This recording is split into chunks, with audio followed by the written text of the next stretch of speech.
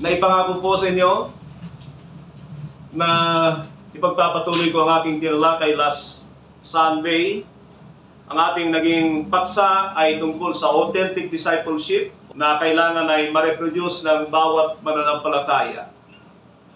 Ang authentic disciple ay dinefine ko as the Bible defines it, na ito ay ang mga sumampalataya, nagpabautismo, siyempre kasama ng pagsisisi, alam at isinasabuhay ang mga batas ni Kristo. Nakita ko doon sa aking in-upload na video na maaaring iayos ito sa ilang aspeto katulad ng una.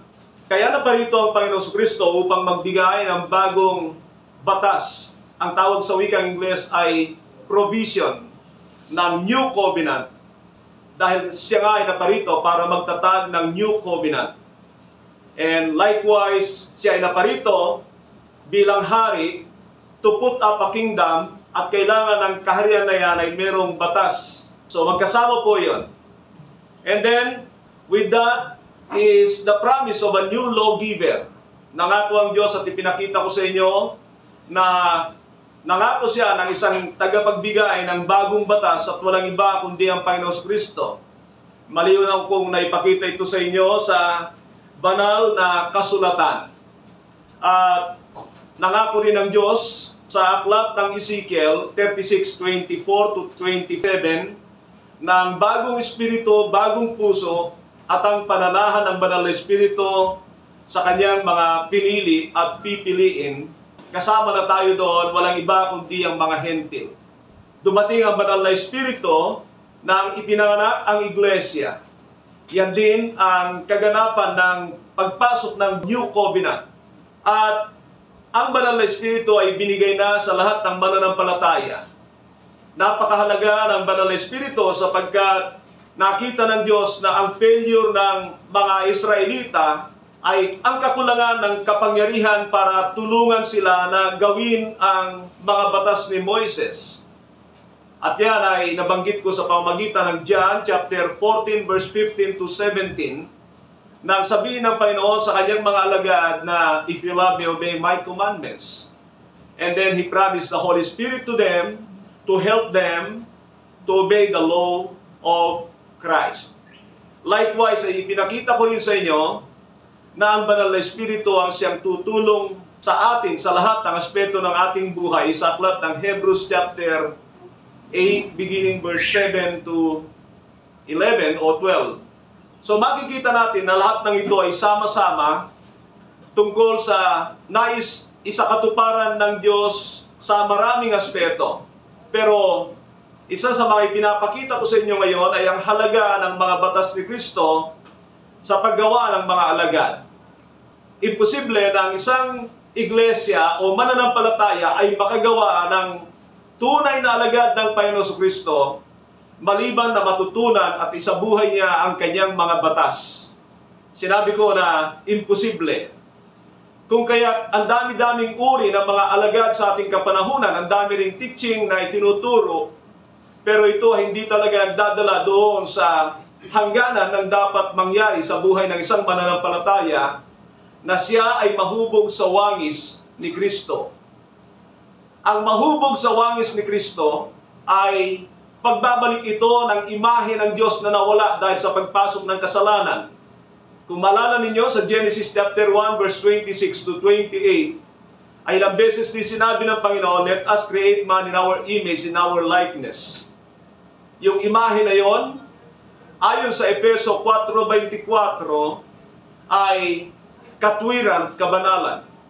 That is the image of God. It's not the form, hindi yung anyo sa panlabas. Ito yung inner na kalalagayan ng orihinal na tao na meron siyang katwiran at kabanalan sa kanyang buhay. Nang pumasok ang kasalanan, nasira ang imaheng ito at makikita natin na kapag kayan ay nasisira, nahihiwalay ang tao sa Diyos. Kaya nga sabi ng Diyos nung siya'y pumunta sa hardin ng Eden, where are you? At alam niya na sila'y lumabag sapagkat sinabi ng Diyos, have you eaten from the tree that I have commanded you not to eat from? Alam ng Diyos na meron silang ginawang kasalanan.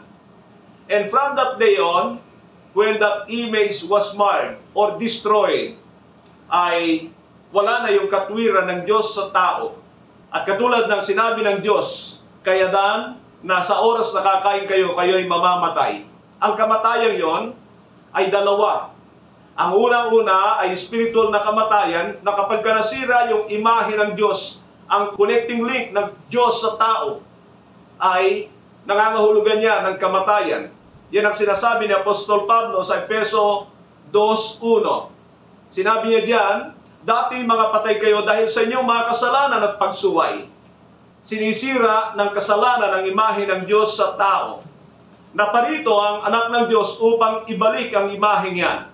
Basahin ninyo ang bandang huli ng 2 Korinto 4:4 at makikita nyo si Kristo ang tanging nakakapagdala ng imahe ng Diyos na yon sa tao.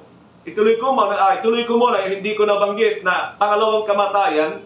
Ang pangalawang kamatayan ay yung tayo ay malagutan ng hininga. Sapagkat yan din ay ibinigay ng Diyos sa tao, and God breathed into his nostril the breath of life. So, dalawa yung nagbibigay ng buhay sa tao. It is the image of God and it is the breath of God. Unang-unang nawala yung image ni God dahil sa kasalanan. Later on, pag-edad ni Adan ng 930, siya ay namatay at physical na kamatayan yon. Pero mas matindi ang epekto ng spiritual na kamatayan sapagkat habang buhay na pagkahiwalay sa Diyos ang magiging bunga nito. Samantalang, maaari kang mamatay sa physical sa ngayon, subalit hindi nangangahulugan ito ng walang hanggang kamatayan na pagkahiwalay sa Diyos. So, ang imahe ng Diyos na yan ay kailangang maibalik. At katulad ng sabi ko sa inyo, na maibabalik lang yan sa tanging nagmula sa langit, ang Panginoong Jesucristo. Hindi relihiyon, hindi sekta, hindi grupo, hindi anumang gawa ng tao. That's why Christ is the good news, because He came from heaven, not only to save us, of course to save us from the destroyed image of God. Kailangan sagipin tayo sa ating mga kasalanan para maibalik yung imahe ng Diyos na yon. And sad to say na marami ay hindi alam ang bagay na ito. Anyway, sa pamamagitan ng kamatayan ni Kristo, ang kasalanan natin ay nabayaran. Lahat ay nabayaran, subalit, nagkaroon ito ng epekto nung tayo'y sumampalataya. Ang lahat ng kasalanan natin sa nakaraan ay nagkaroon ng kapatawaran. That is justification. And also forgiveness. And also salvation. Magkakasama lahat yan. Hindi lang alam ng maraming tao at nakakalimutan nila the first time na binanggit ang meaning ng pangalang Jesus, Matthew 1:21, you will call Him Jesus because He will save His people from their sin. He will save His people from their sin. Pero, tayo man ay pinawalang sana na o kaya iniligtas na sa kabayaran ng ating mga kasalanan, iniligtas na tayo sa nakaraan na mga kasalanan sa Diyos, tayo ay nandito pa and we need to be saved from the power of sin. Kasama dyan, na tayo ay mahubog sa wangis ni Kristo. Yun ang goal ng Kristyanismo at yan ay babasahin ko sa inyo mamaya sa aklat ng Efeso 4:13. Ang Panginoong Jesucristo ay naparito at alam niya na hindi basta-basta ang gawain ito. Hindi sapat na siya ay namatay lang at umakyat sa langit at tapos na. Remember, hindi siya makakaakyat sa langit hanggat hindi siya makakagawa ng mga alagad. Kaya kung isipin natin na ang Panginoong Jesucristo kung umakyat sa langit, pagkatapos na mamatay, muling nabuhay, at humarap sa Ama, pero walang nangyari sa kanyang mga piniling alagad, ano ang mangyayari sa mga susunod na henerasyon? Is it enough to save the 12 disciples? No, it's not. That's why they were called disciples, because they were formed into the likeness of Christ. Sila ay hinubog ng Panginoon sang-ayon sa kanyang wangis o kaya sa lahat ng aspeto ng kanyang buhay. Kailangan maging katulad ito ng Panginoon Jesucristo ang mga alagad na ito. And mind you mga kapatid, sa Gawa 11:26 ay doon tinawag na Kristiyano ang mga alagad sapagkat sila ay mga katulad ni Kristo. So, discipleship is very important. Katulad ng sabi ko, humarap ang Panginoon sa Ama at ang sabi ng Ama, kumusta anak? Ito'y parang sa pananaw lang ng pagiging tao. Sabi ng anak, natapos ko na po ang lahat ng dahilan ng pagsugo niyo sa akin. Ako ay namatay, nagdusa, subalit ngayon ay nandirito sa iyong harapan, muling nabuhay. At tinanong siya ng Ama, tulad ng sabi ko, ito ay sa kaisipang tao lamang. Pinapakita ko lang sa inyo kung gaano kahalaga na ang Panginoon ay gumawa ng kanyang mga alagad. And so sabi ng Ama, nakagawa ka ba ng mga pinag-iwanan mo sa iyong ipagpapatuloy na trabaho? At kung sinagot ng Panginoon, hindi po. Sorry. Alam po ninyo, that is a big disaster. Without the disciples, the accomplishment of Christ on the cross was nothing. It becomes void. Walang nangyari. Yan ang halaga ng paggawa ng mga alagad, and that's the reason why we are still here today. Because there were some people who carried on the work. Nandiyan ang mga gumawa ng trabaho na iniwan ng Panginoon Kristo. Masasabi mo ba na kung ikaw ay iiwanan ng Panginoon, ipagpapatuloy mo ba ang kanyang ginawa? So if you are not a disciple, it is a big disaster. If Christ haven't made or formed His disciples, it was a big disaster. Walang nangyari sa kanyang accomplishment, sa pagsasakripisyo niya, sa kanyang kamatayan, sa kanyang muling pagkabuhay. Walang magiging epekto ito. Good thing there were followers who continued the work. Yun ang maganda doon. Na kahit ang Panginoon Kristo ay umakyat na sa langit, mayroong nagpatuloy na mga gumawa ng bagay na hindi niya nagawa. At malala ko, sinabi niya sa mga alagad, greater things you will do than what I did. Ano ang ibig sabihin nun? Marahil sa mga himala, but it is greater because these 12 disciples, wala na dyan si Judas, napalatan niya ni Matthias, ito yung mga umabot sa buong mundo. Remember that Christ came and stayed in Israel. Doon lang siya sa Israel. Hindi siya lumabas ng bansa. Ito ay para sa kanyang mga alagad. At diyan niya sinabi sa Matthew 28:19 and 20, Go therefore and make disciples of all nations, baptizing them in the name of the Father, the Son, and the Holy Spirit, and teaching them to obey everything that I have commanded you.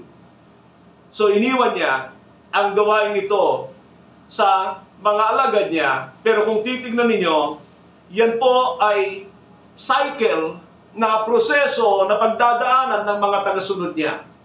Maganda yung salitang cycle sapagkat kasali tayo doon. So sumasali ba kayo doon sa cycle na yon na kailangan ng bawat sumasampalataya ay maging alagad ng Panginoon Kristo? Tayo ba ay lumalakad doon sa proseso na yon na patungo sa pagiging alagad? A disciple is learner, follower, student. Meaning, ito ay nag-aaral, ito ay nagte-training, ito ay may ginagawa sa kanyang pananampalataya. Sabi ko nga kanina, it is a great disaster when Christ included people in His group who doesn't want to be disciple. Actually, kung titingnan ninyo ang Panginoon, sa huling bahagi ng chapter 4 ng Matthew, ang dami niyang pinagaling. Kumakain sila, nakikita nila ang mga himala ng Panginoon. Galing sa ibang bansa ang mga taong ito. Kaya lang, isang bagay ang wala sa kanila, ang interes na maupo sa paanan ng Panginoon. Kung kinuha ng Panginoon ang mga taong yon bilang mga alagad niya, mga kapatid, malaking problema ang iniwan ng Panginoon. The reason He only chose 12 disciples is that they will be the ones who will commit themselves to do the work of Christ. Are you committed to do the work of Christ? Ikukomit nyo ba ang inyong sarili? O sasabihin nyo, wala naman yun eh. Do we really believe that Christ did the right work? Yung tamang gawain, napaka-importante ba na gumawa ang Panginoon ng alagad? Marahil alam ko, sagot ninyo, yes. Mahalaga na ang Panginoon ay gumawa ng mga alagad. So, importante ba ito sa iyong buhay? Is the next question. At marami hindi ginagawa ang bagay na ito. They choose what Christ didn't choose to do. Ano ang ginagawa ng iglesia sa ating kapanahunan? Lahat ng tao of course ay tinatanggap nila. Walang masama dyan. Pero pag hindi mo yan dinidisciple, yan ang malaking disaster. Yan ang problema na inabutan natin sa mundong ito. Yung hindi na naging alaga ng mga sumusunod na henerasyon. At ano ang nangyari sa mga ito? They lost or kaya ay hindi nila na-attain yung Christ-likeness. Ano yung Christ-likeness na yun? Christ-likeness can be attained first of all through the commands of Christ. Hindi yan alam ng marami. If there is any plan B, ibinigay sana ito ng Panginoon. Pero walang plan B sa Diyos. Only a plan A. Yan ang gagawin niya. Hindi nagbigay ang Panginoon ng ibang pamamaraan para gumawa ng alagad. The only thing Christ said is, go and make disciples, baptize them. Remember that when you baptize a believer, he must have to have repented from his sins or her sins. Kailangan nagsisi na yan dahil sa pananampalataya kay Kristo, sapagkat si Kristo ay namatay dahil sa kasalanan. So ang dami ngayon, tinanggap lang si Kristo without repentance, without baptism, and so without the Holy Spirit. Di ba ninyo alam yun? Kung i-reconcile niyo yan sa lahat ng mga nandiyan na kaligtasan sa Biblia, makikita niyo na yung 4 na bagay na yun para ma-born again ang isang tao, maging anak ng Diyos, at ma-attain niya yung imahe ng Panginoon, ay kailangan niyang ma-born again. When what is born again? He have to believe in the Lord Jesus Christ, he must have to repent from his sins, their sins, and he must have to go for a water baptism, and then he must have to receive the Holy Spirit. Marami ay hindi tinatanggap ang katotohanan yan. Samantalang sinabi ng Panginoon ng malinaw, baptize them. He who believes and is baptized. At ano pang sinabi niya? Ang born again is born of water and spirit. And I believe that water ay talagang literal na tubig yun, at yun ay bautismo. Bagamat sa Biblia ay ang tubig ay isang simbolo ng salita ng Diyos, pero hindi yan nangangahulugan ng salita ng Diyos, sapagkat ang Panginoon kapag nagbibigay ng simbolo ay hindi lang basta literal. Ang sasabihin niya halimbawa, kapag symbolical lang binanggit niya tungkol sa tubig, ay sasabihin niya living water, at yan ay hindi literal na tubig. Nakukuha po ninyo? So, kaya doon sa sinabi ng Panginoon, unless a man is born of water and spirit, he cannot see the kingdom, he cannot enter the kingdom of God. See, there is a water, involvement of water and the Spirit of God. Kahit i-check ninyo sa inyong mga Biblia, yung Espiritu diyan ay Espiritu ng Diyos. It's a capital letter S sa wikang English. It's a work of the Holy Spirit, ang born again. Born not of men, or from men, or the work of men, but born of God. Born from above. Born in the Spirit. Yan ang born again. Bakit mahalaga yan? Sapagkat sinabi ko sa nakaraan na hindi makasunod sa batas ni Kristo ang sino mang hindi nagtataglay ng Espiritu ng Diyos. Kung yung mga Israelita, nasabi ko na ito sa nakaraan, ay hindi nila kayang sundin ang mga batas ni Moises, ay dahil wala silang Espiritu ng Diyos na tutulong sa kanila. At yung sinabi ng Hebrews 8:7, na kung wala sanang kakulangan ang lumang tipan, hindi na sana magbibigay ang Diyos ng bago. But God found fault from men. Nakita niya ang kakulangan ng tao, hindi doon sa tipan niya. Alam ng Diyos ang kanyang ginagawa. So, to be able for this new set of people for Him, kailangan niyang ibigay ang kanyang espiritu sa mga taong ito. And that happens when a person is born again. Kaya kung kayo mga kapatid, sa tingin ninyo wala kayong espiritu ng Diyos, mas maganda pa umiyak kayo sa Panginoon. Humingi kayo sa Kanya. Bumalik kayo sa pagka-grade 1. Bumalik kayo sa kinder. What's the use of going to church? Walang mangyari sa buhay mo. Alam niyo, totoo po ito. Matagal kong inuulit-ulit ko sa Panginoon. Lord, born again ba ako? I question myself. Because I was a defeated person. I have a defeated Christian life. Wala akong tagumpay sa kasalanan. And so I always ask the Lord, Lord, born again ba talaga ako? Dahil gusto ko'y maging totoo. Ngayon, kung kayo ay okay na sa inyo ang pagiging relihiyoso, you can never become a true disciple of Christ. So a disciple is one who would learn. Pagkatapos na siya nagtaglay ng Espiritu, that is very important. Pagkatapos na siya totoong ma-born again, he must go through the process of learning the commands of Christ, teaching them to obey everything I have commanded you. Now, tignan nyo ito mga kapatid. Imposibleng masunod ng isang Kristiyano ang mga batas ni Kristo na supernatural without the Spirit of God. So yan ang pinakapundasyon nito para maibalik yung imahe ng Diyos sa Kanya at maging alagad ng Panginoon Kristo. One must have the Holy Spirit of God. Without the Holy Spirit, we cannot do the things na nais ng Diyos na gawin natin bilang mananampalataya.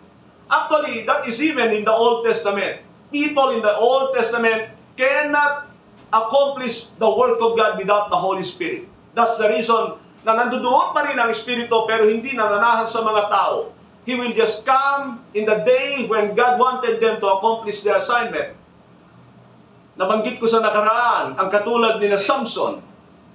Kaya kahit iwanan sila ng Espiritu sa Old Covenant, walang problema yan after they accomplish their assignment. Pero hindi sa atin because in the New Covenant, sabi ng Panginoon, He is with you and will be in you. Dapat ay manatili siya sa atin. At sabi ko nga, para naman hindi aalis ang Espiritu ng Diyos sa atin, kailangan maging masunurin tayo. Anong susundin mo kung yung pag-aaral nga lang ng mga batas ni Kristo, hindi mo ginagawa? Tingnan niyo po mga kapatid, magkakasama lahat ito. Paano sumunod ang isang Kristiyano kung wala siyang Espiritu? At paano naman manatili ang banal na Espiritu kung sakaling na born again, na hindi naman siya masunurin? Abay, ayaw ng banal na Espiritu ng mga tamad na Kristiyano at ayaw gumawa ng kalooban ng Diyos. That is the big problem of Christianity today. Now, mga kapatid, very important, very vital itong mga sinasabi ko sa inyo. Simple lang ito, basic ito, pero ito ay pinilipit ng diablo because everything that is important in the kingdom of God, there's the devil who will come and destroy it. Nandiyan siya para pilipitin, sirain ang lahat ng magandang panukala ng Diyos para sa tao. Discipleship is for your benefit. Para sa atin yan, it's not for God. Yeah, of course, to accomplish the purpose of God, kailangan niya ng mga alagad. Sapagkat ang mga alagad ay dapat masunurin. Can you say amen? Amen. Kung hindi tayo magiging masunurin, hindi makita sa atin ang mga pag-uugali ng Panginoon Kristo. Now, to mold us into Christ likeness, nais ko muna ipakita sa inyo, dito sa Efeso 4, and I want you to open your Bibles with me, Ephesians chapter 4, beginning verse 11 to 13. Ephesians chapter 4, verse 11 to 13, sabi niya, it was He who gave some to be apostles, some to be prophets, some to be evangelists, some to be pastors and teachers, to prepare God's people for the work of service. Tingnan niyo ito. Ito binanggit niya na fivefold ministry, apostles, prophets, pastors, evangelists, and teachers. These are the fivefold ministry. They can also be called shepherds. Mga pastor din ito, lahat. Nangangalaga ng tupa. They can be called elders.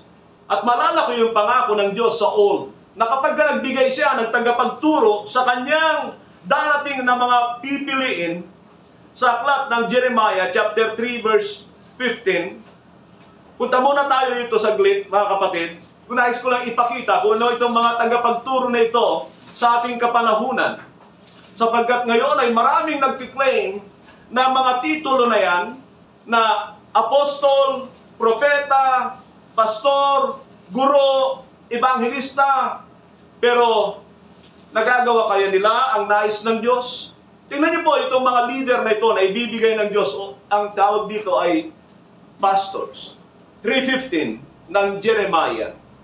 Sabi ng Panginoon, then I will give you shepherds after my own heart.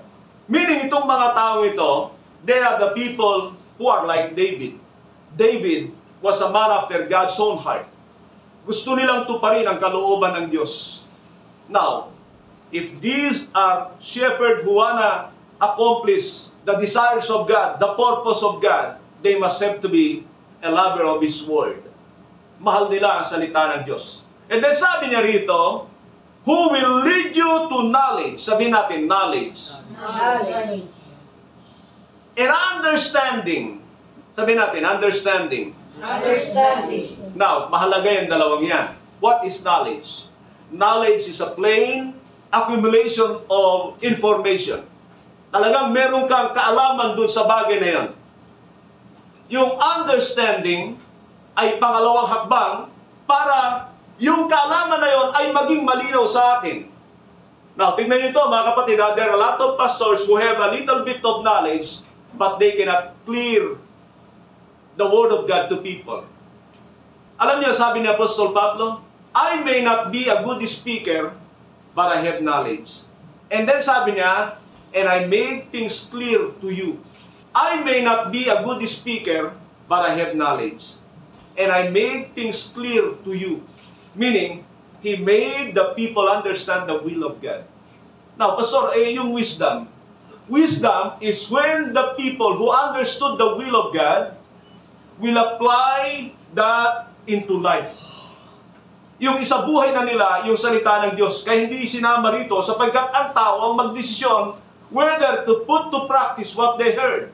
Nasa sa inyo na yon. The only work of a pastor, evangelist, teacher, pastor, apostles, kung kailangan pa, is to give knowledge and understanding to the people. Pero yung kami ang maggagawa para sa inyo, hindi. Kanya-kanya na tayo dyan. Pagdating dyan, naharap tayo sa iba't ibang sitwasyon na kung saan kailangan natin i-apply ang natutunan natin sa salita ng Diyos, and that is wisdom. It is wisdom to know what is in the Bible and apply them to life. Karunungan kapag nakita mo na merong kabayaran kapag masama ang ginawa ng tao para hindi mo na pagdaanan, hindi ko gagawin yan. Karunungan kapag nakita mo na yung bagay na ginawa ng mga lingkod na ng Diyos na nauna sa atin ay sinunod nila ang Diyos at gagawin din natin, that is wisdom. Pag hindi mo ginawa yan, you are a foolish person. Tingnan nyo sa 7:21 ng aklat ng Matthew, yung wise and foolish builder. Parehong nakikinig ng salita ng Diyos yung mga yon.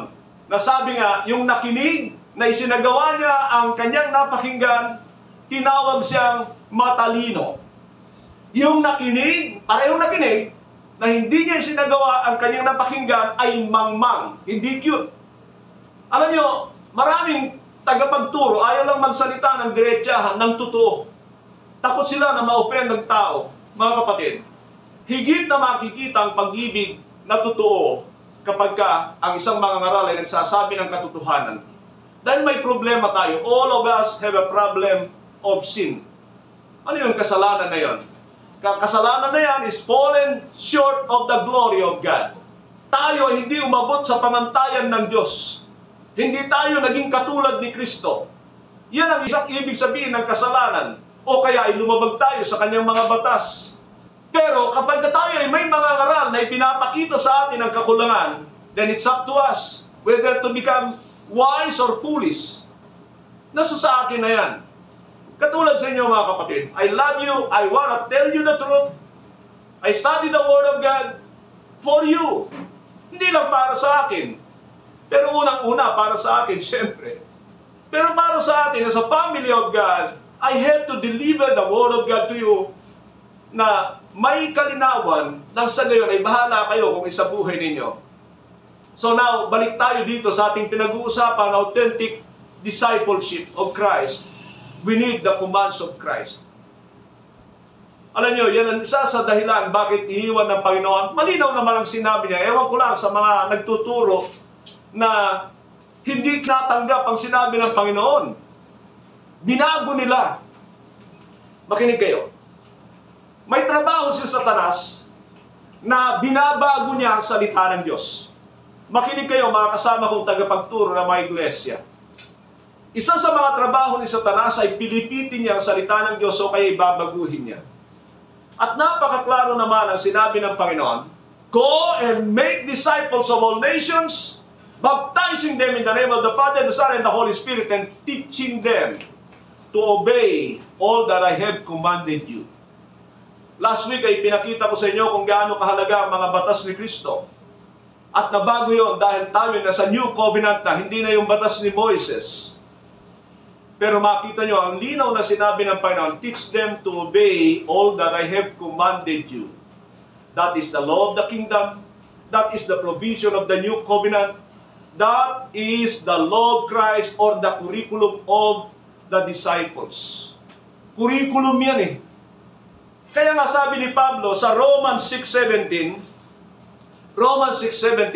but thanks be to God that though you were once slave to sin, sabi natin, slave to sin. Slave to sin. Paano ba makawala sa alipin ng kasalanan? Here is it. You wholeheartedly obeyed the form of teachings to which I have entrusted you. Sabi ni Paul, you wholeheartedly. Tapos pusin ninyong sinunod ang pamantayan, the form of teaching that I have entrusted you. See, pinagkakatiwalaan ni Pablo ang mga katuruan na galing sa Panginoon na siyang huhubog sa mga mananampalataya sa tama. You wholeheartedly obeyed the form of teachings to which I have entrusted you. But thanks be to God that though you were once slave to sin, paano ka makalaya sa kasalanan? Sabi ng 1 John 3:4, ang kasalanan ay paglabag sa batas ng Diyos. E paano ka makalaya sa kasalanan? You have to obey the form of teachings. Ano yung form of teachings na yan? Ang linaw ng sabi ni Kristo. I believe the disciples were not disobedient. They didn't question the word of Christ. Hindi na pwedeng ku-questionin yun. Nang sabihin ni Kristo, teaching them to obey all that I have commanded you. Hindi na sinabi, pwede ba Lord, ito na lang? Pwede ba Lord, gumawa ko ng sarili kong curriculum? Kaya yan ang problema ng Kristyanismo. Ang dami-daming ugali ng mga Kristiyano, iba-iba ang mga iglesia. Ang dami pa ngayon, ang focus nila, talagang iglesia lang nila. I'm focusing in the kingdom of God. I want to obey Christ. Ang ating ginagawa sa pamamagitan ng mga batas ni Kristo ay mga mamamayan sa kaharian ng Diyos. Kaso, nagpo-focus ang marami. Remember this guy this morning, nabasa ko yung sinasabi niya na ang daming, isa lang ang pangalan ng iglesia na totoo, nagbigay siya ng maraming talata sa Biblia. Sinabi ko, napag-aralan mo na ba tungkol sa iglesia ng Panginoon? Ang daming pangalan yan. More than 30 ang pangalan ng iglesia ng Panginoon sa Biblia. And they are using one para sa ganon, ito lang ang tama sa kanila. Ganyan bandaya ang diablo. Kala mo totoo yun? Sapagkat mababasa mo sa Biblia, and kung babalikan ko, yung mga pastor na nagtuturo ng ibang curriculum kaysa sa sinabi ni Kristo, they are like Satan. Wala kang kaibahan sa diablo dahil hindi mo sinunod ang pamantayan ng Diyos. Kaya dapat alam natin, alam ng mga mananampalataya, mga batas ni Kristo. And kung babasahin niyo pa ang 2 Timothy chapter 1 verse 13, ang ginamit ni Paul diyan ay pattern of teachings. Hindi ko alam kung may kinalaman sa kalalagayan ng iglesia na kanyang sinulatan. Yung sa Romans ay form of teachings. Sa Ephesus, sa pamamagitan ni Timothy, ay pattern of teachings. Pero, ang nais kong makita natin dito ay bakit napakahalaga ng mga batas ni Kristo. Sabi ko kanina, because these are the things that will mold us into Christ-likeness. At balikan na natin yung sinabi ni Pablo sa Ephesians chapter 4 verse 11, na sabi niya, it was He who gave some to be apostles, some to be prophets, some to be evangelists, some to be pastors and teachers, to prepare God's people for the work of service. Mga kapatid, una ko lang bigyan ng pansin yun. Kung kayo ay tumatanggap ng aral, maglilingkod talaga kayo sa Diyos. Because we are the priest of God. Royal priesthood tayo. 1 Peter 2:9 and 10. Pero sabi pa niya, to prepare God's people for the work of ministry so that the body of Christ may be built up. Build up is something like, in number possibly, pero more on mapatatag sila. Sapagkat later on, kung babasahin nyo ang 14 and 15, maraming mandaraya sa mundong ito. Maraming! And that's the reason that the church will be built up. Kaya dito mga kapatid, sabi ko nga wala akong interes sa mga tao na walang appetite sa salita ng Diyos. Hindi ako maghahabol kasi yun ang nakita ko sa Panginoon. Kung ikaw ay makikiusap sa mga tao na walang appetite sa salita ng Diyos, disaster sila sa loob ng church. Pero sabi niya rito, so that the body of Christ may be built up until we all reach unity in the faith. Isa pa yan, yung unity na yan. They always ask me na do not create, ano tawag dito, yung division. No, I'm not creating division. Gusto ko na magkaroon ng unity. Make every effort to have unity. Dito rin yan sa Ephesians chapter 4, the beginning verses. Pero, tandaan ninyo, kung gusto niyo ng unity na wala sa kalooban ng Diyos, mangyayari yan. Totoo ba soon? Yes! Pumunta kayo sa Torre ng Babel, sa chapter 11 ng Genesis. And there was a great unity in there. They can build the building to the heavens. Doon sa atmospheric heaven. Mataas na building. Because they can have unity without God. People can have unity without God.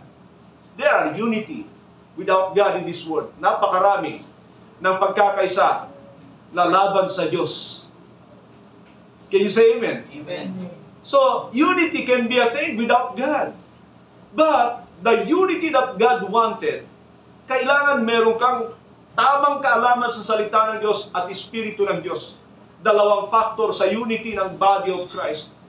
And sad to say that there are people na hindi naman tumutugma sa Biblia ang kanilang sinasabi, paano ka magiging compromiser ka kapag ka okay ka lang ng okay? How I wish all the pastors can unite together. Pero kung i-unite mo ko sa anong ginagawa ng mga taong ito, magmamarcha tayo, how can I go with them? Magmamarcha ka lang dyan. Ano sabi ng Panginoon? Go and preach the gospel. Hindi niya sinabing go and march. Hindi. Nagmarcha sila doon sa Jericho. Ha? Sa atin ba yun? Bakit hindi naman natin gayahin si Gideon na magbasag tayo ng banga? Nakikita niyo ba kapatid?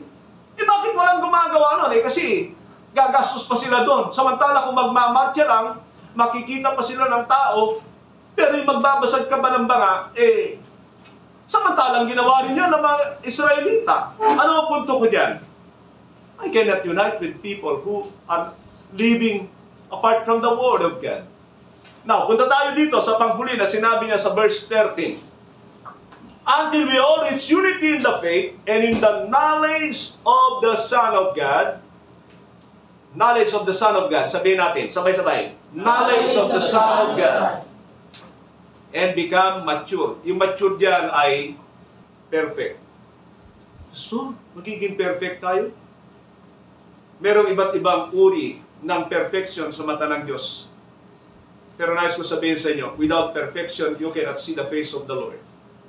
Yung mature dito, meaning ay nag-grow ng kaalaman to the fullness. Sabi niya, attaining to the whole measure of the fullness of Christ. Ang pagbabalik ng imahe ng Diyos sa atin na kay Kristo, the image of Christ, ay nagpapasimula sa kaalaman sa Diyos. Colossians 3:10, nababago tayo dahil sa kaalaman sa Diyos. And tingnan niyo ito mga kapatid. Ha? Now, tumingin kayo sa akin. Kung sa pamamagitan ng mga batas o kaya mga utos ni Kristo, tayo ay nagiging katulad ni Kristo. Paano yan? Lahat ng mga batas ni Kristo ay nagdadala ng 4 na bagay sa atin. Na siyang nasa kabuuan ni Kristo. Ulitin ko, lahat ng mga batas ni Kristo o mga utos ng Panginoon sa Kristo ay nagdadala ng 4 na bagay sa atin para maibalik ang kabuuan ni Kristo sa atin. Number 1, character. Character. At maalala niyo ba kung bakit sinabi ng Panginoon ang kanyang unang utos? Repent, for the kingdom of God is near. Ano ang dinadala sa atin ng repentance? Humility. Kapakumbabaan. Hey! Kapakumbabaan. Dahil pride ang nagtulak kay Satanas para magrebelde sa Diyos. Pride ang nagtulak kay Adan at kay Eva para magrebelde sa Diyos. At tayong lahat ay may pride. Iba-iba nga lang. Iba-iba ang forma, iba-iba na express. Ano ibig sabihin nun? Minsan na hindi kita sa panlabas na inyo. Yan ang hypocrisy. When you are so good-looking, but you are so proud, that is hypocrisy. Iba yung nasa labas, sa loobin. Pero tumingin kayo ito mga kapatid. Ang pride, ang na maglalayo sa atin sa Diyos. If we have a great pride, then the farther we go away from God. And so itong mga batas ni Kristo, ginagrind nito lahat ng mga pride natin. But in the repentance, it must have to begin in humility. Kailangan ng tao ay matutong magpakumbaba from the very beginning. And so, he needed to repent from his sin. At ang ibig sabihin niya ay aminin niya sa Diyos na siya ay hindi karapat-dapat sa Kanya. Malala niyo na sa krus, nakasama ng Panginoon, sabi niya, bakit mo inaalimura ang taong ito samantalang wala siyang kasalanan? Tayo dapat lang magdusa sa krus na ito sapagkat tayo ay makasalanan. Umamin siya ng kanyang kalalagayan. And then sinabi sa Panginoon, Jesus, alalahanin mo ako pagdating sa iyong kaharian. Of course, sumampalataya sa Panginoon, pero hindi siya nagsisi siya. Inamin niya ang kanyang kalalagayan. He humbled himself. At yung isa, anong nangyari? Wala, sapagkat tinetest niya lang ang Diyos. Kung ikaw ang anak ng Diyos, bumaba ako sa krus na yan, niligtas mo yung sarili, pati na rin kami. Puro pakinabang sa mundong ito ang nais niya sa Panginoon. Walang napala ang taong yan. Ako'y naniniwala.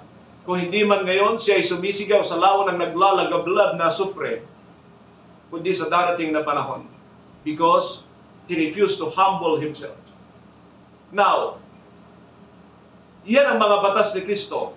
Character ang una niyang tinuturo sa atin. When the Lord said, follow me, that means magiging purposeful ka sa buhay mo. Sabihin natin, purposeful. Purposeful. There are a lot of Christians who doesn't know their purpose. At kahit narinig nila ang purpose nila sa Diyos, hindi nila gagawin. Pastor, paano mo masabi? Kapag ka ikaw ay hindi mo prinayoridad ang Panginoon, you are not a purposeful person. Narinig po ninyo? Pag hindi mo prinayoridad ang Panginoon, hindi ka naglalayo ng tama sa buhay mo. And a lot of Christians doesn't prioritize the Lord. Lagi siyang huli. Pag nahuli na ang Panginoon, wala na siyang kakayanan sa kanyang buhay, sasabihin niya, Lord, nandito na ako sa dulo ng aking lubid, alalahanin mo ko. Alam niyo, buti na lang ang Panginoon ay mahabagin. Pero darating ang panahon, kapag ka sinaraduhan niya ng Diyos, wala kang magagawa. Kahit umiyak ka. In fact, all those people in the lake of fire will be wailing and gnashing in their teeth. Pero wala na, bingin ng Diyos sa kanila, kakalimutan sila ng Diyos. Ganyan ang kalalagayan ng tao. Another thing na dinadala sa atin ng mga utos ng Panginoon sa Kristo ay yung attitude. Ano attitude, Pastor? Paano tayo makitungo sa mga bata? Welcome the little children. Di ba? Yan ang attitude natin sa mga bata. And then, sa mga mahihirap. Ano sabi ng Panginoon tungkol sa mga mahirap? Invite natin sila na gawan ng kabutihan ng mga mahirap na hindi tayo aasa na babayaran tayo. That is an attitude. And then, to the wealthy people. Ano attitude ng Panginoon sa wealthy people? May susuko mo ba ang iyong kayamanan sa Diyos? Alala niyo yung mayaman sa chapter 19 ng Matthew? Sabi ng Panginoon sa kanya, go sell your possession, give it to the poor, and then come and follow me. Nalungkot yung mayaman. Hindi interesado ang Panginoon sa mga tao na alam niya, merong pride, ang kayamanan ay talagang gumagawa yan ng pride sa tao. So that is an attitude. And then the work. Mga trabaho. Anong trabaho? Karpintero? Of course, pwede tayo magtrabaho sa we need to understand that there is eternal rewards na inilaan sa mga trabaho na iniwan sa atin ng Panginoon. Nagsabi niya, go and preach the gospel. Nagsishare ba kayo ng mabuting balita? Even if you do not preach na katulad ng ginagawa ng iba, dapat sana ay marunong kayong magbahagi ng salita ng Diyos. Ano pa sabi niya? Go and make disciples. It's another word. Love the Lord is a word. Alam niyo ba yun? Na nagsabihin ng Panginoon, love the Lord your God with all your heart, with all your soul, with all your mind and strength. Trabaho yan. Hindi yan emosyon. Pero ang tao, ginawa niya itong emotion at Lord, I love you, Lord, I love you, Lord. Pakanta-kanta lang siya, yun ang gusto niya. Pero sabi ng Lord, if you love me, obey my commandments. Palakpakan po natin ang Diyos ng Panginoon.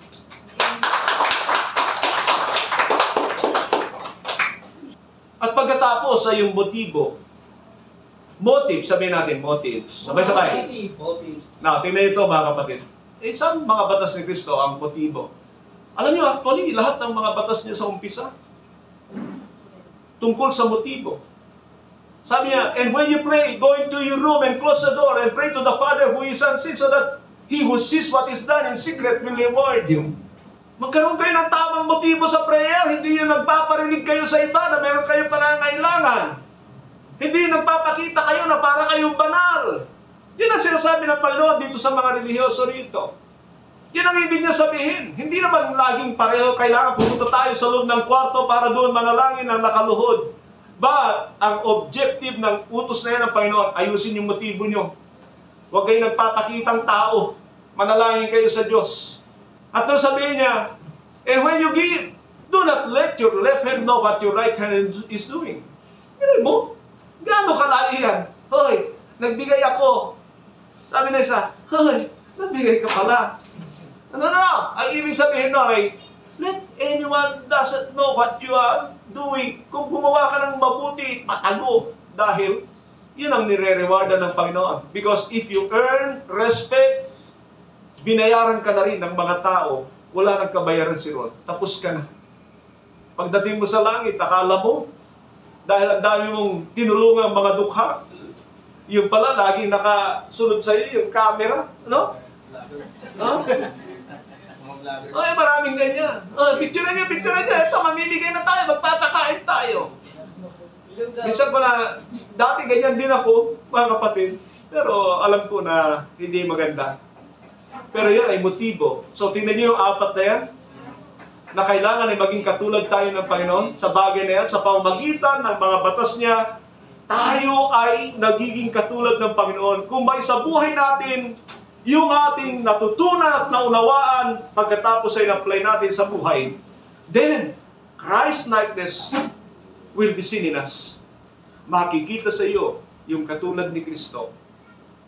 And that is discipleship. Authentic discipleship. Tunay na tagasunod ni Kristo. Paano mo ngayon sasabihin? Walang batas-batas, mananagot ka sa Diyos. Lalo na sa mga tagapagturo, walang batas-batas. Hindi tinuturo yung mga batas ni Kristo. Ano kayo, mas magaling kaysa sa Panginoon? Mas magaling kaysa sa banal na Espiritu? Challenge ko ito sa mga katulad kong mga nangangaral. Na naway gumising kayo bago maging huli ang lahat.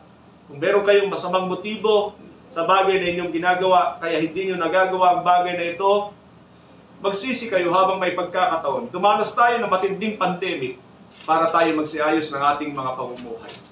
Darating ang panahon, tapos na ang paghahanda, at tayo lahat ay haharap sa hukuman ng ating dakilang Hari at Panginoon. Tayo po ay umupo at manalangin.